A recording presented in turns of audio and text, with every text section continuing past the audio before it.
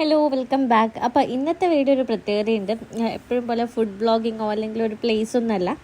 ഇന്നെൻ്റെ ഏറ്റവും വലിയൊരു ആഗ്രഹത്തിലൊന്നാണ് ടാറ്റു ചെയ്യുക എന്ന് പറയുന്നത്.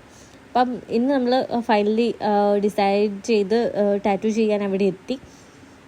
അപ്പം പണ്ടേ എനിക്കൊരു ടീനേജ് ടൈമിലെ ടാറ്റുവിനോട് ഭയങ്കര അഡിക്ഷനായിരുന്നു. ആ ഒരു സമയത്ത് നമുക്ക് ക്യാൻസർ വരുമോ അങ്ങനെയുള്ള പല ഡൗട്ടും കൊണ്ട് ചെയ്തിട്ടില്ല. പിന്നെ ആ ഒരു സമയത്ത് പാരൻസ് ചെയ്യാൻ വിട്ടിട്ടുമില്ല.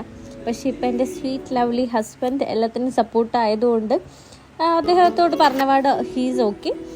ആൻഡ് നമ്മൾ നെക്സ്റ്റ് പ്ലാൻ ചെയ്തു എൻ്റെ ടാറ്റു അടിക്കുകയെന്ന്.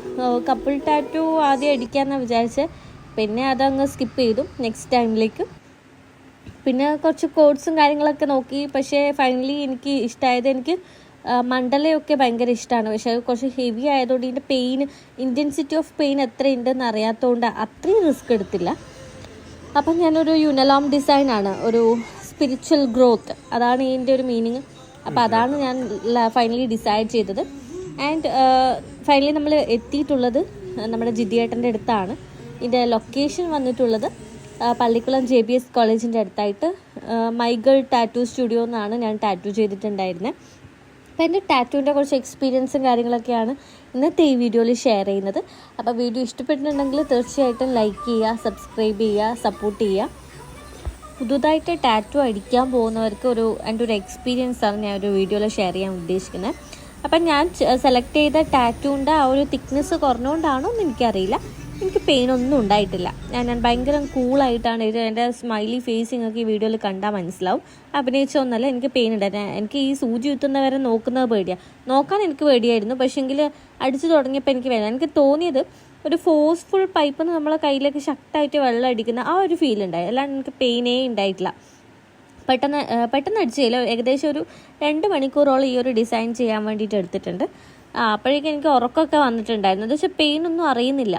ഒരു സ്പീഡിലൊരു തരിപ്പ് മാത്രമേ അറിയുന്നുള്ളൂ. വേറെ പെയിനോ കാര്യങ്ങളോ ഒന്നും ഉണ്ടായിട്ടില്ല.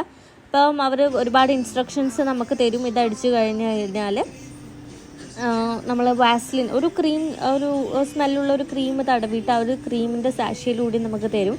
വെള്ളം നനയ്ക്കരുത്. ഒരു 45 ഡേയ്സാണ് ഇത് ഹീൽ ചെയ്യാൻ വേണ്ടിയിട്ട് പറയുന്നത്. നന്നായിട്ട് കെയർ ചെയ്യണം തന്നെ പറയും. പക്ഷെ എൻ്റെ അടുക്കുന്ന പിറ്റേ ദിവസം തന്നെ ലൈസോളിൻ്റെ വെള്ളം അറിയാണ്ടായിട്ടുണ്ടായിരുന്നു കേട്ടോ. പക്ഷെ എനിക്കൊന്നും പറ്റിയിട്ടില്ല, ദൈവഭാഗ്യം കൊണ്ട്. പക്ഷെ നമുക്ക് ഈ അടിക്കുന്ന സമയത്തുള്ളതൊന്നല്ല പെയിന്.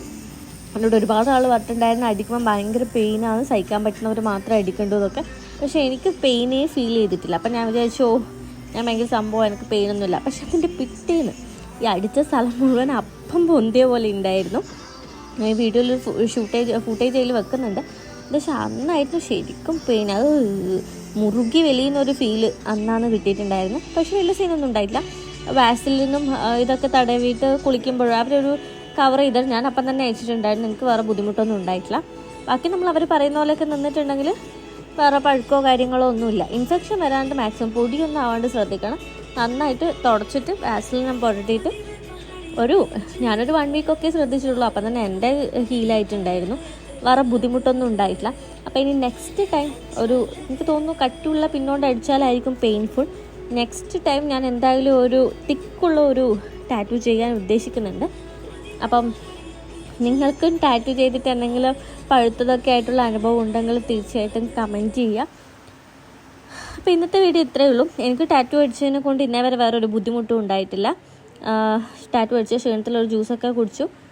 അപ്പോൾ അടിപൊളിയായിട്ട് പോകുന്നു. കറണ്ട് സിറ്റുവേഷൻ കൂടി ആ ഒരു ഡാർക്ക്നെസ് ഒക്കെ പോയിട്ടുണ്ടായിരുന്നു, ഒരു ലൈറ്റ് കളറിലേക്ക് വന്നിട്ടുണ്ട്. ഇപ്പം എൻ്റെ കറണ്ട് സിറ്റുവേഷൻ ഇതാണ്. അപ്പോൾ ആഗ്രഹമുള്ളവർ ധൈര്യമായിട്ടും അടിക്കുക.